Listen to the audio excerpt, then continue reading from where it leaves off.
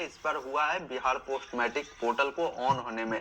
अब मैं आपको बता दूं साथियों, अब ज्यादा इंतजार आपको नहीं करना होगा। बिहार पोस्ट मैट्रिक स्कॉलरशिप की जो पोर्टल है, आपको इसी महीने में उम्मीद है कि आपका शुरू कर दिया जाएगा।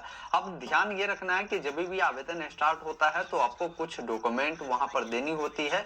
अगर वो नहीं होता है तो फिर आप आवेदन नहीं कर पाते हैं।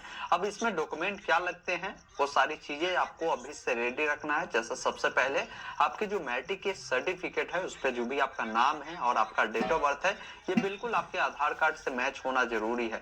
अगर मान लीजिए आपके आधार पर डेट ऑफ बर्थ कुछ और है, नाम का स्पेलिंग कुछ और है, स्पेस है, तो उन सारी गलतियों को अभी आप सुधार करवाइए। आधार कार्ड को सुधार करवा लीजिए सर्टिफिकेट के अकॉर्डिंग, ताकि आपको जब भी स्कॉलरशिप का पोर्टल लाइव हो तो आपको कोई परेशानी ना हो। तो पहला डॉक्यूमेंट ये था। दूसरा है कि अभी आपने जो पढ़ाई किया होगा, जैसे मान लीजिए आपने 10वीं पास कर लिया, 10वीं से ऊपर कहीं भी पढ़ाई करते हैं, जैसे 11वीं में, 12वीं में, ग्रेजुएशन में, इसके अलावा ITI, पॉलिटेक्निक, उन तमाम बच्चों को बेनिफिट मिलता है। क्योंकि पोस्ट मैट्रिक स्कॉलरशिप का मतलब ही है कि मैट्रिक से जो ऊपर वाले बच्चे हैं, जो टॉप क्लास में कहीं भी पढ़ाई कर रहे हैं, उन सबको बेनिफिट मिलेगा। बेनिफिट उन्हीं बच्चों को मिलेगा जो BC, EBC, SC, ST वाले हैं, उनको बेनिफिट मिलेगा। ये भी आपको ध्यान रखना है।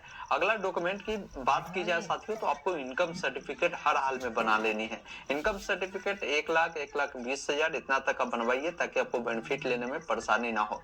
इसके अलावा आपको जो है निवास प्रमाण पत्र भी देने होंगे। और ध्यान ये भी रखना है कि जो अभी आप पढ़ाई करते होंगे वो बिहार के किसी इंस्टीट्यूट में करते हैं, तभी आपको बेनिफिट मिलेगा। अगर बिहार के बाहर वाले इंस्टीट्यूट में पढ़ाई करते हैं, फिर आपको ये बेनिफिट आपको नहीं दिए जाएंगे। इन बातों को खास रूप से आपको ध्यान रखना है। इसके अलावा जो आपके बैंक अकाउंट है वो आधार से लिंक होना जरूरी है, वो तो होनी चाहिए। और दूसरी चीज, जो आपके बैंक अकाउंट है वो NPCI से भी लिंक होना चाहिए। कई बार बच्चों को ये लगता है कि हमारा जो खाता है वो आधार से लिंक है तो NPCI से भी लिंक होगा, ऐसा बिल्कुल भी नहीं।